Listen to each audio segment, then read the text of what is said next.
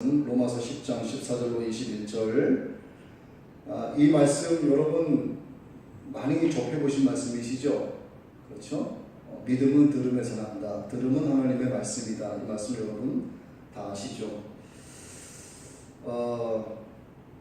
18세기에 미국의 영적 대각성 운동을 일으키게 했던 주역이었던 조지 휘트필드라는 목사님이 계셨어요.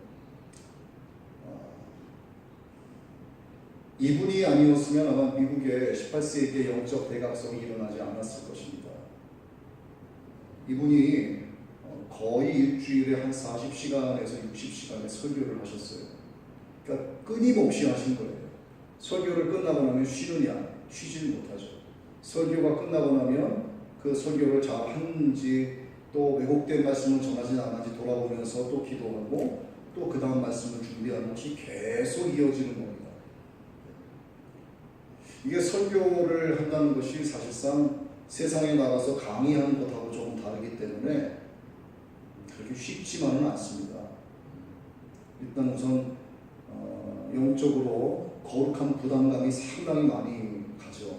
왜냐하면 한마디라도 그릇된 말씀이 전파됐다가는 그 책임을 길을 개척해 나가는 목사의 책임이 얼마나 막중하겠습니까? 그래서 말씀을 전할 때 상당히 조심스럽고 더 가려서 하려고 하고 가급적이면 개인의 이야기를 안 하려고 하는 거죠.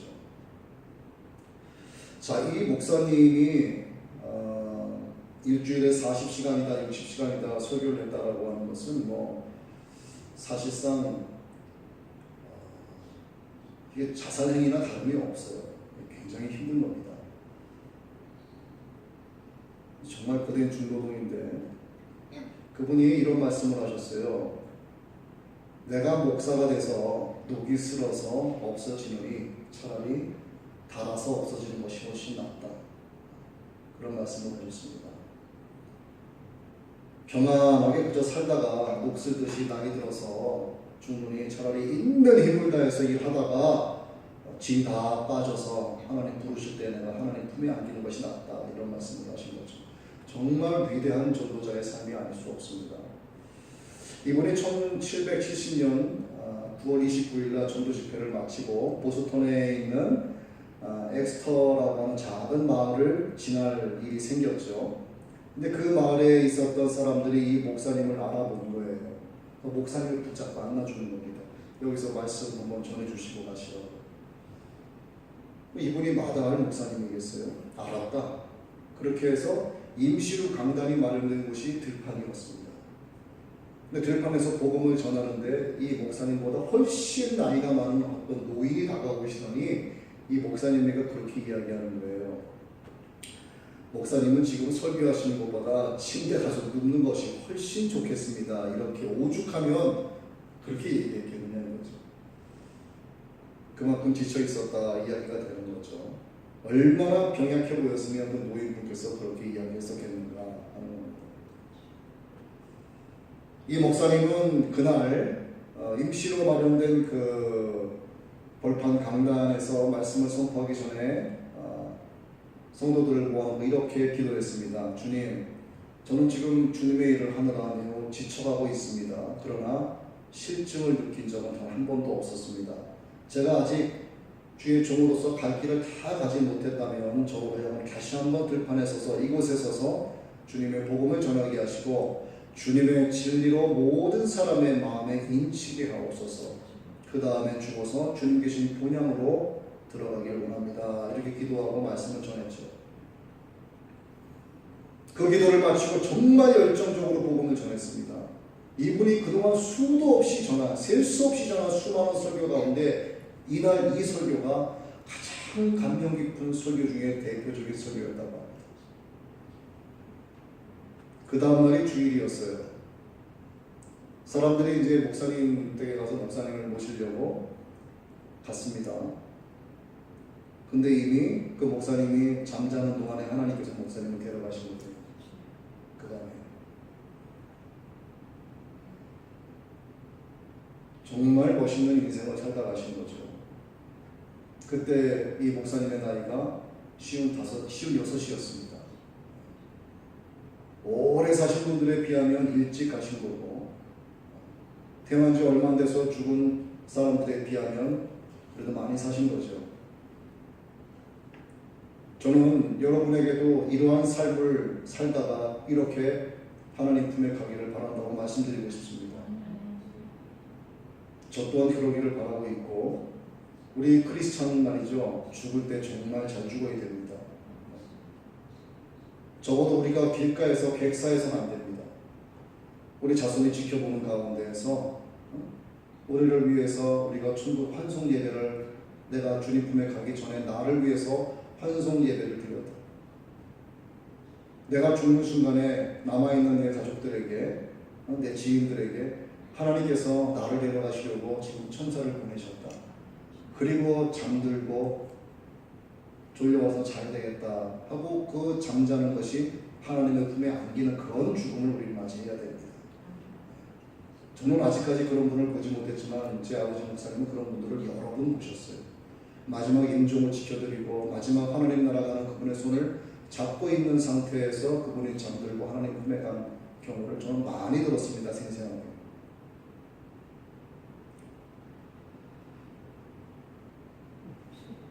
하나님께서 저와 여러분을 몇 살까지 살게 하시든 하나님의 부르심을 받아서 천국에서 주님의 품에 안기게 되시는 그날까지 정말 복음을 전하는 일에 정말 최선을 다해서 우리 살아야 됩니다. 복음을 전하는 자들의 발걸음이 그렇게 아름답다고 성경은 구약에서도 신약에서도 기록하고 있어요. 자, 이 휘트필드 목사님, 그리고 또 우리도 왜 우리가 정말 충성을 다해서 죽을 힘을 다해서 끝까지 복음을 전해야 하는가, 왜 그래야 되는가 하는 겁니다.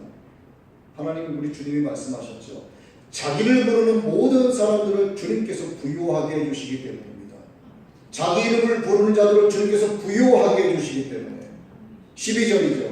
유대인이나 헬라인이나 차별이 없습니다. 한 분이신 주께서 모든 사람의 주가 되사 그를 부르는 모든 사람에게 부요하시고, 주님이 주시는 부요함이 뭐냐 이겁니다. 도대체 뭐를 부요하게 해주시느냐.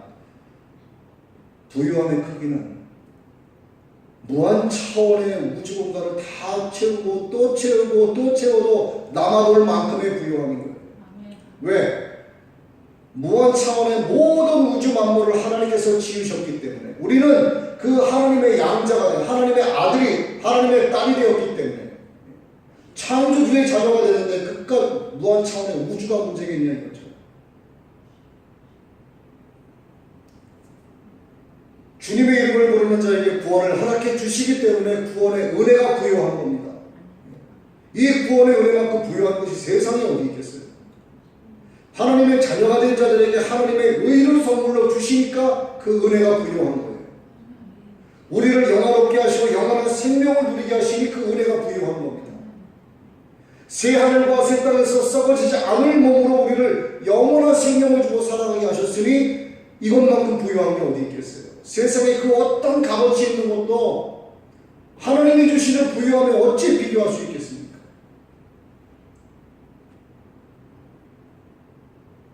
이 부유함을 깨달은 휘트필드 목사님처럼, 그리고 이 부유함이 뭔지를 알게 된 오늘 저와 여러분은 우리가 정말 우리 몸이 지쳐 다 없어질 때까지 예수 그리스도를 증거하면서 살아가야 되는 거예요. 여러분의 발걸음이 아름답거나 여러분이 하나님의 나라에 갔을 때 너의 발걸음이 아름다웠다라고 주님의 입에서 듣기를 원합니다.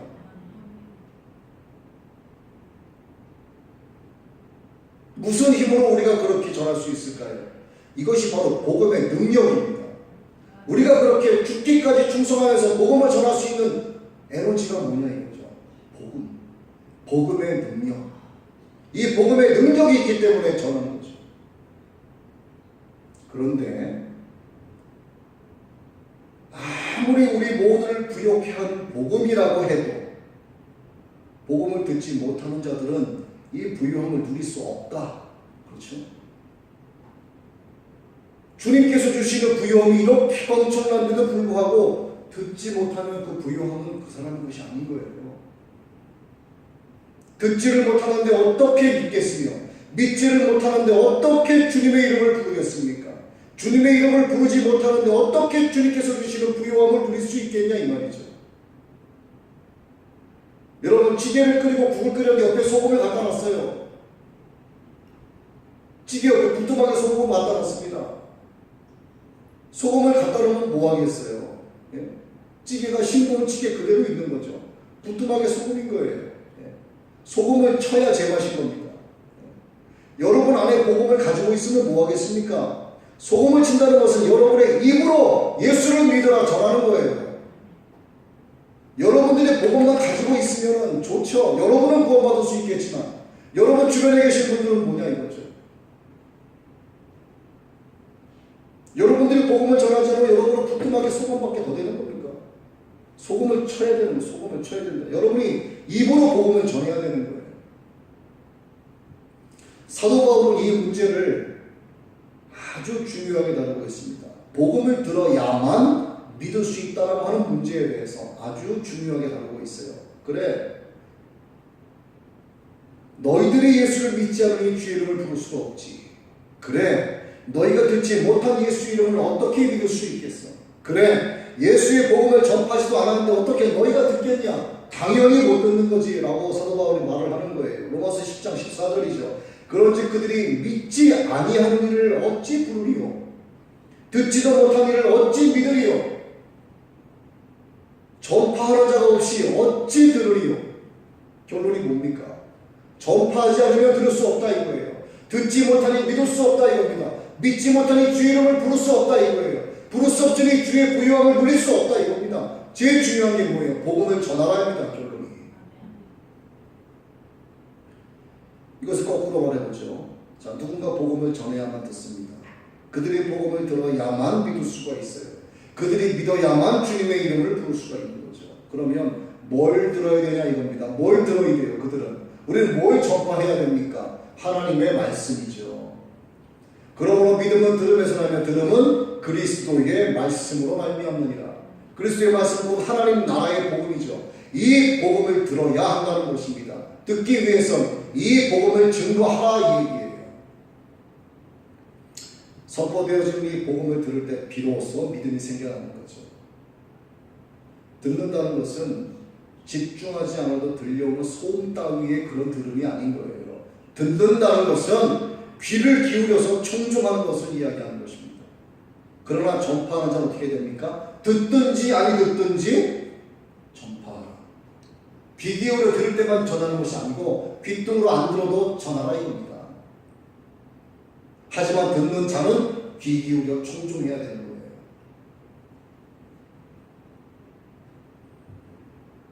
복음을 여러분들이 전하는데 듣든지 아니 듣든지 전하셨어요.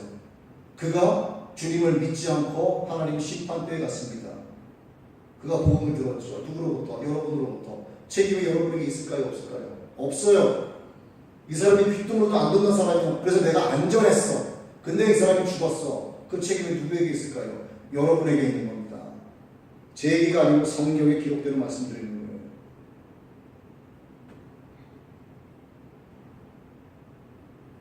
그렇게 들음으로써 복음의 씨앗이 내 안에서 뿌리를 내릴 때 예수 그리스도의 부요함을 자기 것으로 만들 수 있는 거예요. 예수 그리스도의 부요함을 누리는 것은 전파하는 것에서부터 시작이 됩니다. 그리고 상대는 듣는 것에서 시작이 되는 거예요. 그래야지 믿고 부르게 되는 거죠.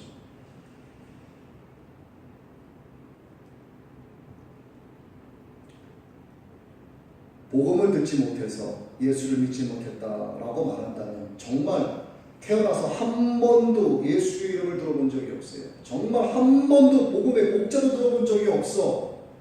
그렇다면 어느 정도 타당한 논리다라고 볼 수도 있어요. 그런데 이 논리가 이스라엘 백성들에게만큼은 적용되지 않는다는 거예요. 이방 민족, 이 지구촌에 있는 어느 민족, 어느 부족에게는 아직도 예수 이름을 모르는 데도 있겠죠. 그러나 이스라엘 민족, 유대 민족에게만큼은 야, 복음을 들어보지도 않았어. 그건 말이 안 되는 거죠. 하나님은 구약시대부터 이스라엘 백성들이 들을 수 있도록 복음을 전하는 종들을 수도 없이 보내주셨습니다. 그 종들의 발걸음을 일컬어서 성경은 기록해요. 아름다운 발이요 복된 발이요. 이사야서 52장 7절이죠. 좋은 소식을 전하며 평화를 공포하며 복된 좋은 소식을 가져오며 구원을 공포하며 시온을 향하여 이르기를 내 하나님이 통치하신다 하는 자의 산을 넘는 발이 어찌 그리 아름다운가. 하나님의 복된 소식을 가지고 산을 넘는 자들의 발걸음이 너무나 아름답다라고 주님이 말씀해 주시는 거예요. 구약에 있는 것이 아니죠. 오늘 본문에도 있습니다. 15절이죠. 보내심을 받지 아니하였으면 어찌 전파하리요. 기록된 바 아름답도다 좋은 소식을 전하는 자들의 발이여 함과 같으니라 하고 사도 바울이 15절에서 이사야의 말씀을 인용하여 기록한 것입니다. 그런데 그들은 하나님이 이렇게나 많은 종들을 보내주셨음에도 복음을 듣지 않았습니다. 이야기합니다. 10장 18절이죠. 그러나 내가 말하노니 그들이 듣지 아니하였느냐? 듣지 않기는 그렇지 않다 이거예요. 그 소리가 온 땅에 퍼졌다. 이스라엘 온 땅에 퍼졌다. 그 말씀이 땅 끝까지 이르렀도다. 그런데 어찌 이스라엘 너희들이 듣지 않았느냐 이겁니다. 하나님께서 많은 종들을 보내셔서 복음을 전하게 하셨고, 그래서 그 소리가 온 천지에 가득한데 어떻게 이스라엘 백성이라고 하는 자들이 못 들었다는 말 할 수가 있느냐라고 사도 바울이 얘기하는 거죠. 이스라엘 백성만큼 예수 그리스도에 대해서 자주 듣고 많이 볼 수 있는 기회를 가졌던 백성은 이 세상 어디에도 없었죠. 신약 시대의 유대인들은 예수님을 직접 만났습니다. 예수님도 이 땅에 오셔서 이렇게 말씀하셨어요. 제일 먼저 유대인들에게 복음을 전하셨습니다. 제자들에게도 또 그렇게 가르치셨어요. 마태복음 10장 6절로 7절인데 오히려 이스라엘 집에 잃어버린 양에게로 가라 이렇게 말씀하십니다. 가면서 전파하여 말하되 천국이 가까웠느니라 말하라. 주님도 그걸 원하셨죠. 하나님의 택함 받은 선민이기 때문에 그만큼 이스라엘은 항상 하나님 말씀에 대해서 영순이었다 이거죠. 영순이 어떤 이방 민족보다도 영순이었다. 복음을 듣고 믿고 주 이름을 부를 수 있는 영적 기득권을 가진 선민이 이스라엘이었다 이 말이죠. 그런데 그들이 복음을 듣지 못했다? 말이 안 되는 거죠. 사도행전 1장 18절의 말씀이 이를 증거합니다. 오직 성령이 너희에게 임하시면 너희가 권능을 받고 예루살렘과 온 유대와 사마리아와 땅 끝까지 이르러 내 증인이 되리라. 1번 첫째가 예루살렘이죠. 2번이 어디입니까? 온 유대와 사마리아로 이스라엘의 범주에 들어가는 거예요. 그런데 그들이 복음을 듣지 못했다?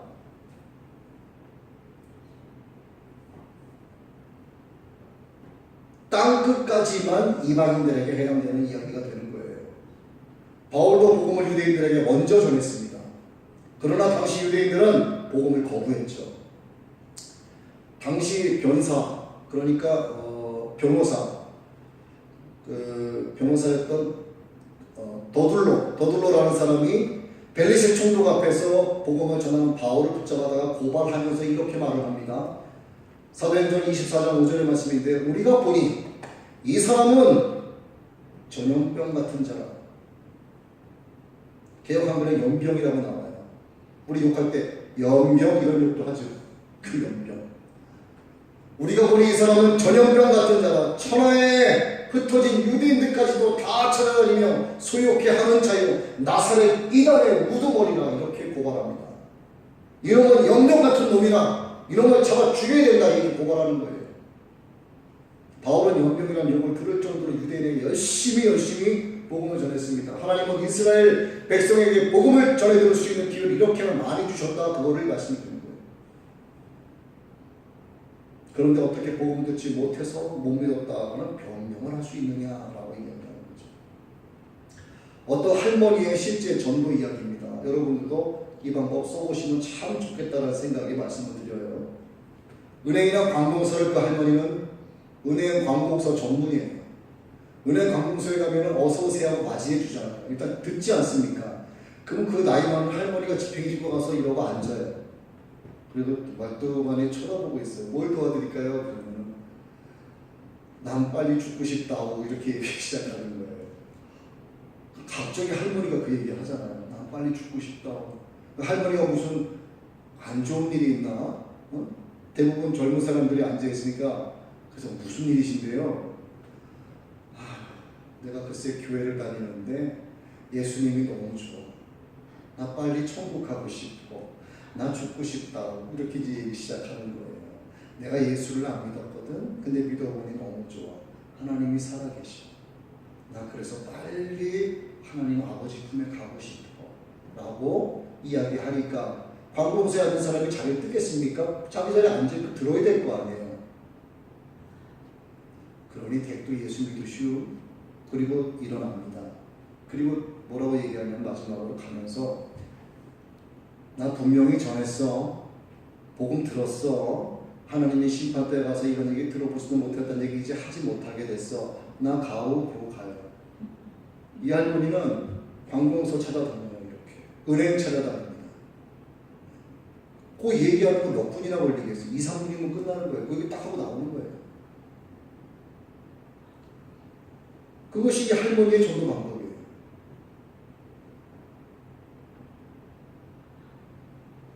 이 복음을 들은 사람들은 못 들었다는 핑계를 댈 수 있을까요? 못 듣는 거예요. 못 하는 거예요. 이스라엘 백성들은 핑계를 못 댄다 이 말입니다. 그런데 이스라엘 백성들이 또 하나 들고 나오는 궁색한 변명이 하나 있었어요. 야, 복음을 듣기는 들었어도 그게 도대체 무슨 소리인지 내가 알지 못해서 못 믿었어. 이렇게 자꾸 궁색한 변명을 하는 거죠. 하나님은 그들에게 율법을 주셨습니다. 레위기가 율법서죠. 하나님을 알고 있었다는 얘기입니다. 그들은 하나님이 보내신 많은 선지자들을 믿음의 조상으로 갖고 있는 후예들이었어요.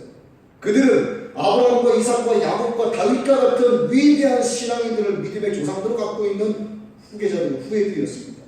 그런데 율법을 직접 받았던 그 민족들이 듣기는 들었으나 이해가 안 돼서 내가 믿지를 못했다라고 하는 것이 너희들 말이나 되는 소리야? 라고 얘기하는 거예요. 나면서부터 모태신앙이죠. 말을 알아들을 때부터 하나님의 이름 여호와를 듣고 그들은 부르면서 살았습니다. 그런 사람들이 말씀을 깨닫지 못해서 못 믿었다라고 하는 변명을 한다 이 말이죠. 지나가는 똥개가 웃을 일입니다. 정말. 이 사실을 19절 20절에서 이야기하는 거예요. 그러나 내가 말하노니 이스라엘이 알지 못하였느냐? 먼저 모세가 이르되 내가 백성 아닌 자로서 너희를 시기하게 하며 미련한 백성으로서 너희를 노엽게 하리라 하였고 이사야는 매우 담대하여 내가 나를 찾지 아니한 자들에게 찾음받으고 내게 묻지 아니한 자들에게 나타나노라 말하였고 이렇게 이야기하는 거죠. 이방인들이 하나님의 부르심을 받아 들어오게 될 거라고 하는 사실에 대해서 이스라엘은 이미 모세 이사야의 글을 통해서 너네들은 알았을 것이야 라고 가르쳐주는 거예요. 여기서 이방인들은 19절에서 이렇게 칭하고 있습니다. 내 백성이 아닌 자 그리고 미련한 백성. 하나님은 내 백성이 아닌 자들을 일컬어서 미련한 백성이다 이렇게 말씀하셨어요. 세상에 기지와 지혜를 아무리 많이 갖고 있다 할지라도 이방인이라면 하나님의 백성이 아닌 자들이다. 그들은 미련한 백성이다 라고 말씀하시는 겁니다. 유대인들이 노려했다는 사실은 그들의 악함을 보여주는 실례가 되는 거죠. 그런데 그 미련한 백성이 예수님을 믿고 나니까 어떻게 변하느냐? 하나님의 백성이 되는 거죠. 하나님의 백성이 되니까 더 이상 미련한 백성이 아닌 거예요. 하나님의 백성, 하나님의 자녀가 되고 나니까 그들에게 하나님이 친히 지혜가 되어주신 거예요. 그들은 더 이상 미련한 백성이 아니라 이 말입니다. 우리도 마찬가지죠. 아무리 세상에서 좋은 대학 나오고 대학원 박사과정 밟으면 뭐 하겠습니까? 예? 예수 믿지 않으면 다 도루묵이에요. 아무것도 아니에요. 예. 글씨 하나 남놓고 기억자 몰라도 예수 이름 부르는 자가 지혜로운 자입니다.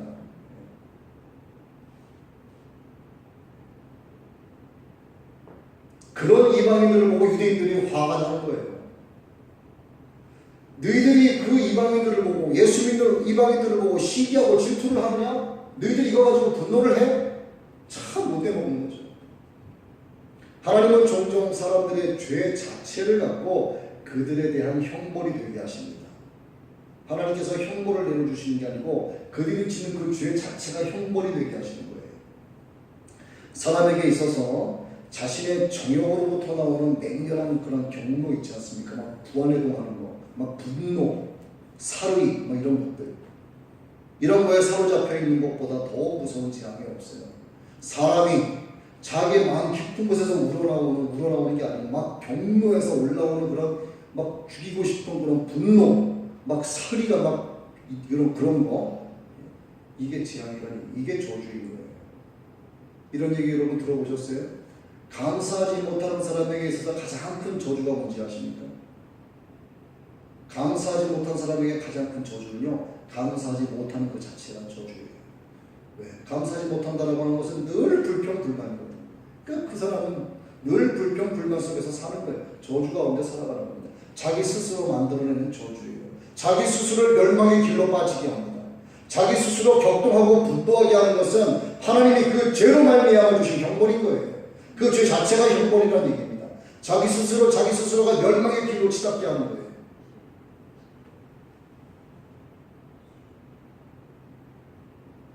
다음 20절 말씀입니다. 내가 나를 찾지 아니한 자들에게 찾음 받으고 내게 묻지 아니한 자들에게 나타나노라.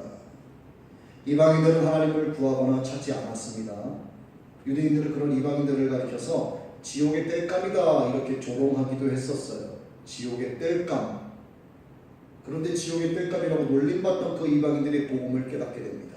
예수님을 구세주로 믿게 되는 거죠. 오히려 조롱하던 유대인들은 깨닫지 못합니다. 정말로 복음을 한 번도 들은 바가 없어서 생긴 무지라면은 용서받을 수도 있을 거라고 봐요. 그러나 유대인들처럼 게을러서 깨닫지 못하고 알지 못한 이 죄에 대해서는, 이 무지에 대해서는 용납 자체가 안 되는 겁니다. 여러분 보험 혹시 드셨어요? 보험. 우리가 보험을 들긴 하지만 보험 설계사분들하고 통화를 하거나 만나서 이야기할 때 그분들의 이야기를 듣고 계약하는 경우가 거의 다반사예요. 그렇죠? 여러분 집으로 나가오는 보험 약관이 빼곡하게 적혀있죠. 약관 다 읽어보신 적 있으세요? 거의 안 읽어요. 거의 안 읽습니다. 저도 첫 장도 안 읽었어요. 그냥 그거겠지, 뭐 들은 그거겠지 이거예요. 그러다가 만약에 사건 사고가 터졌다. 그냥 되는 줄 알았더니 안 되는 거야. 그리고 따지기 시작하는 거죠. 왜 안 되는 거야? 고객님, 약관 어디 읽어보셨어요? 2조 8항을 보세요. 2조 10항을 보세요. 이런 거예요. 보니까 아니거든. 이미 그때 가면 늦은 거예요. 그 내용을 꼼꼼하게 읽지 않은 게으름 때문에 당하는 불이익에 대해서는요, 누구에게도 하소연을 못하는 겁니다. 그렇지 않겠어요? 약관을 꼼꼼하게 읽었더라면 계약하기 전에 이런 불상사는 당하지 않을 거 아니에요. 이스라엘 백성들이 그랬다는 얘기입니다. 레위기가 율법서인데 그것을 직접 하나님으로부터 받았던 그 백성이 하나님의 말씀을 듣긴 들어도 내가 무슨 소리인지 몰라서 깨닫지 못해서 못 믿어? 이걸 읽어보지도 않고 그렇게 당하는 무지에 대한 불이익에 대해서 하나님께 뭐라고 자기들이 항변하겠느냐 이거죠. 이렇게 사도 바울이 이야기하는 겁니다. 그런데 하나님은 그럼에도 불구하고 21절에서 이렇게 말씀하세요. 이스라엘에 대하여 이르되 순종하지 아니하고 거슬러 말하는 백성에게 내가 종일 내 손을 벌렸노라. 생명과 구원을 제공하였으니 너희들 돌아오라 이 말씀하시는 거예요. 내가 너희들을 향하여 오래 참고 있다. 돌아오라 내 백성들이여. 순종하지도 않습니다. 거슬러 말하는 백성입니다. 정말 패역한 백성이고 완악한 백성들이지만 하나님은 그래도 그들을 버리지 아니하시는 거예요. 종일토록 내 손을 벌렸노라 그들을 향하여. 이 손을 벌렸다는 게 뭡니까? 화해하고 싶다는 얘기예요. 원수된 너희들이지만 지금은 내 아들 예수를 믿고 내 앞으로 돌아오라 이겁니다. 너희와 화목하고 싶다. 우리 주님도 손을 벌린 채로 십자가에서 못 박히셨습니다. 화해를 제안하는 표시죠. 이때 우리가 해야 할 일이 뭡니까? 주님의 손을 잡는 거예요. 우리가 주님께 손을 내밀어서 이미 손 벌리고 있는 주님의 손을 우리가 잡는 겁니다. 이게 주님의 이름을 부르는 거예요. 그런 모든 자들에게 주님의 부유하심이 충만히 임하게 되는 것입니다. 아멘. 여러분 2000년이 지난 오늘에도 하나님은 손을 벌려서 우리를, 그리고 아직도 하나님을 거부하는 유대인들을 기다리고 계시는, 그런데 그 유대인들은 여전히 돌아오지 않고 있죠.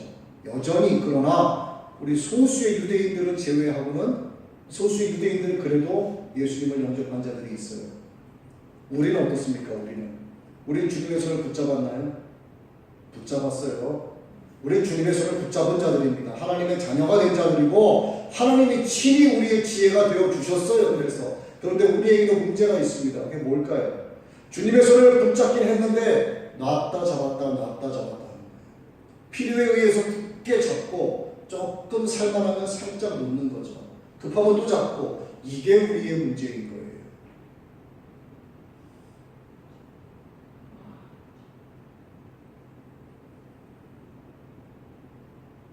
때로는 주님의 손이 부담스럽고 또 하나님 말씀하시는 바가 부담스러워서 복음의 길에서 잠시 벗어납니다. 복음의 여행자가 돼서 천성을 향하여 복음의 길을 잘 가고 있었던 복음의 여행자가 주님의 손을 살짝 놓으면서 복음의 길에서 살짝 벗어나서 복음의 길가로 빠지게 되는 거예요. 그 순간 복음의 여행자에서 복음의 구경꾼으로 바뀌는 겁니다. 주님의 손을 살짝 놓으니까 복음의 구경꾼이 되는 거예요. 자, 길가에서 잠시 지나가는 복음 여행자들을 살펴보고 있는데 뒤에서 왁자지껄 소리가 들려, 음악 소리가 들려 딱 뒤돌아보니까 수많은 손들이 자기를 향해서 뻗어 있는 겁니다. 이리 와. 너 이리 와봐. 너무 좋아. 여기 와. 여기 맛있는 술도 있고 여기는 여자도 있고 여기 노래도 할 수 있고 너무나 좋은 곳이야. 이리 와봐. 호기심에 에이 한 번만 뭐 살짝 잡을 수 있어요. 그 사람이 살짝 잡지만 내민 손은 그를 움켜잡는 겁니다. 그렇게 한번 잡히게 되면요 빠져나가기 힘든 거예요. 무슨 말씀을 드리느냐?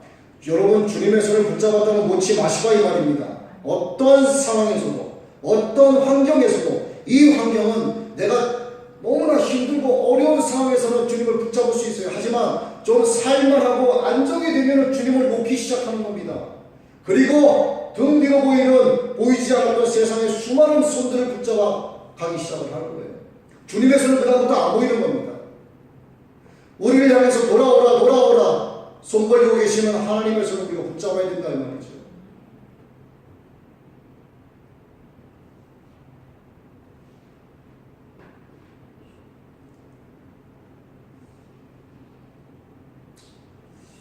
지금 제가 여기까지 말씀을 전했는데 제가 고민을 했어요. 이 말씀이 지금 A4 용지로 한 7장이 더 있거든요.